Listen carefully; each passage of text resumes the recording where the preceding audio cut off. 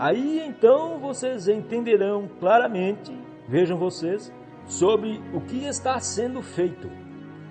O grande mistério de Deus, de como é um segredo, Ele o manteve em segredo. Ninguém sabia nada sobre Ele. Até os anjos não entenderam. Veja, Ele não o revelou.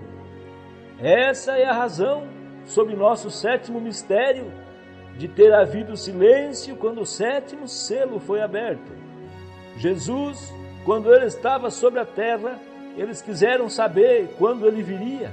Ele disse, não é, mesmo o próprio Filho não sabe quando vai acontecer. Veja, Deus tem isto tudo consigo mesmo. É um segredo. E essa é a razão pela qual houve silêncio no céu por um espaço de meia hora. E 7 trovões fizeram soar as suas vozes, e João foi até mesmo proibido de escrever isto. Veja, a vinda do Senhor. Essa é uma coisa que Ele não revelou ainda, como Ele virá e quando Ele virá. É bom que Ele não revele, não.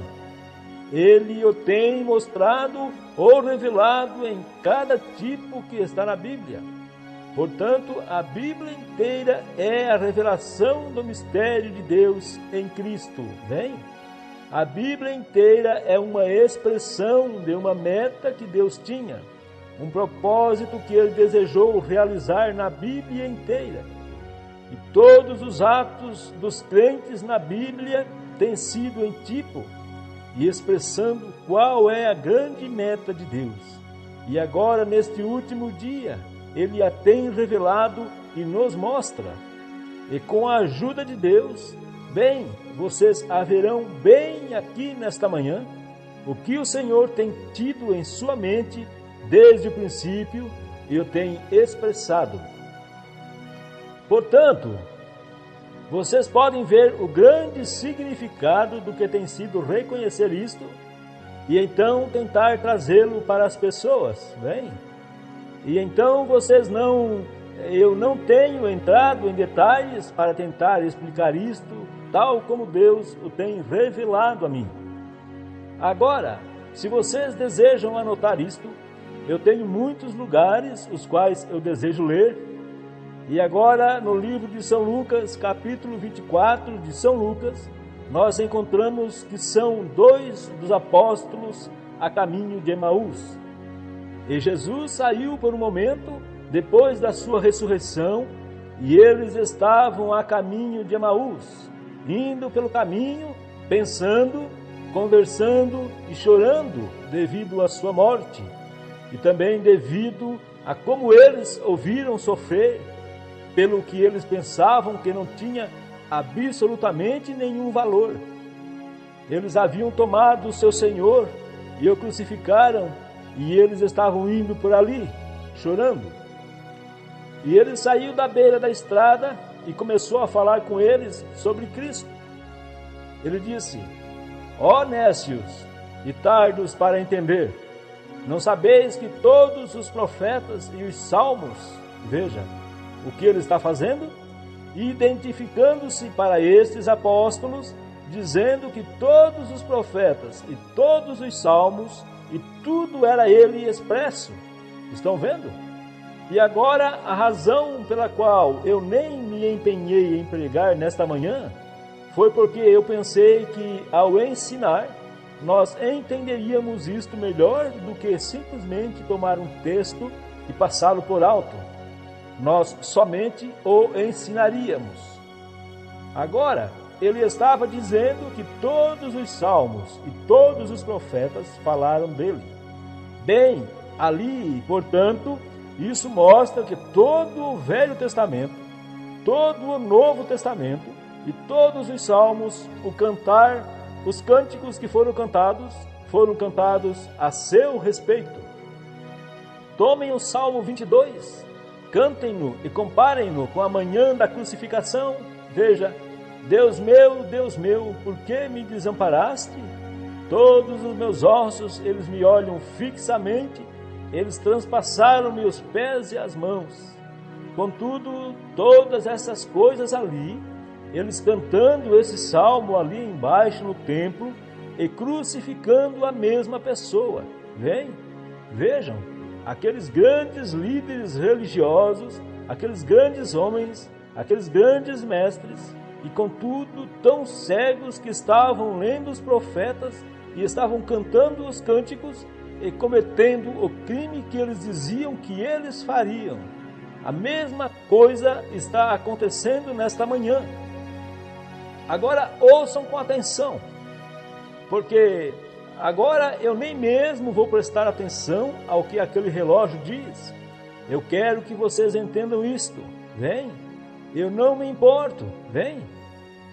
Deste modo, vocês podem ver aqui, basicamente, que o mesmo pensamento que Deus tinha em sua mente no princípio, Ele escondeu de todos esses eruditos, e somente um número escolhido e predestinado, um povo predestinado, foi o único que ouviu isso.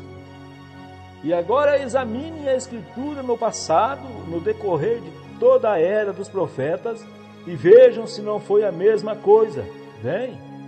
Agora, Jesus aqui, se referindo a eles, aos profetas e aos salmos, disse que todos eles falaram dele.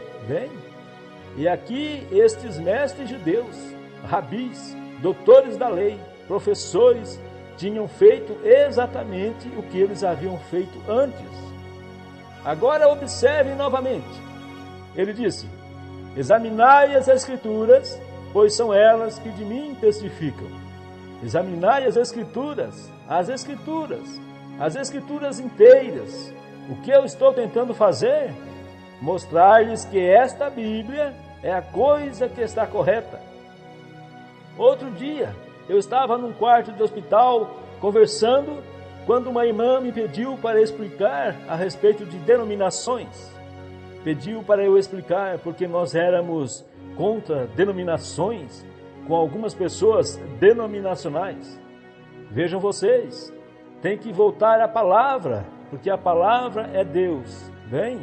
E Jesus declara o mesmo aqui, que a palavra é Ele. Você não pode fazer a Escritura se contradizer.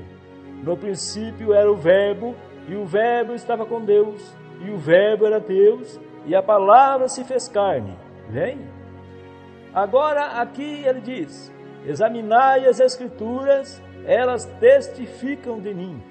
Vós cuidais ter nelas a vida eterna. E isso é verdade. E elas são as que de mim dão testemunho. E eu estou dando testemunho delas. E se eu não faço as obras que estão prometidas que eu faria, então não me escutais. Porém, se eu faço as obras e não podeis crer em mim, crede nas obras, porque elas testificam que Ele é a palavra. Parece que não poderia ser mais claro. Estão vendo? Correto. Agora, examinai as Escrituras. Ele disse que Moisés e todas as leis, e assim por diante, e os profetas e salmos falaram dele. E novamente ele disse que as Escrituras testificam dele. Ele é o tema principal da Bíblia inteira.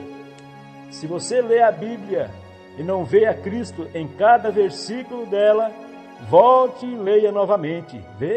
Se você não consegue ver a Cristo em cada versículo da Bíblia, então leia novamente, porque você falhou em ver algo. A Bíblia é Cristo. Ele é a palavra. Quando você lê, no princípio Cristo criou Deus. Ali está Cristo. Cada disso até o amém em Apocalipse é cada palavra testificando de Jesus Cristo. Essa é a razão desses livros acrescentados que eles chamam o segundo livro de Daniel, o livro dos Macabeus e o purgatório de Águias, e tolices como essas, vejam, das quais não se fala na Escritura, não tem relação com as demais dela. Não há lugar para colocar um purgatório ali, não há lugar para colocar intercessão de santos e coisas. Não há lugar ali para isso. Não há lugar para uma denominação.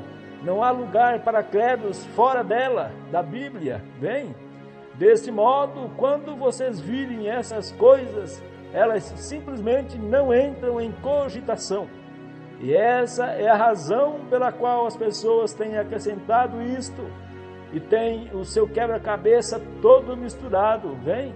Elas não podem fazê-lo corretamente, o mesmo ontem, hoje e eternamente. Porém, se a coisa é montada corretamente, ali está o quadro todo da queda e da regeneração, o quadro inteiro da criação e todo o plano de Deus revelado exatamente em Jesus Cristo. Amém. Este é todo o quadro montado, cada pequena curvatura e extremidade. É exatamente como... Agora eu não pretendo ser sacrílego por isto, mas é exatamente como montar um quebra-cabeça. Por isso é que nós temos quadros hoje que parecem horríveis. Dizem, nós somos crentes e a vaca comendo grama no topo da árvore. Não funciona. É quando eles dizem, sim, ele é sob todos os aspectos, porém somente de uma certa... Ele é o mesmo ontem, hoje e eternamente. Tudo menos uma certa coisa. Está vendo? Então você arruína o seu quadro. A Bíblia disse que ele é o mesmo. São João 5, ou São João 14, 12, ele disse, aquele, qualquer um, aquele que crê em mim, também fará as obras que eu faço. Bem, isso foi para uma outra era. Aí você tem o quadro errado de novo. Você tem um homem pescando no deserto, peixe, no monte de areia quente, onde não há peixe. Está vendo? Veja, você tem que trazê-lo de volta aonde ele pesque, na Galileia, onde há muito peixe. Veja você, está vendo? Você tem que fazer o quadro parecer correto. É o grande quadro de Deus. E há somente uma maneira que você o verá. E isso é quando você vê a Jesus Cristo. Aí está a Bíblia inteira. Ele é o tema principal da Bíblia. Agora, vocês perceberam que de qualquer um destes lugares aqui, vocês poderiam tomar um texto. E é simplesmente difícil para um pregador ficar quieto. Parece que ele deseja continuar com isso.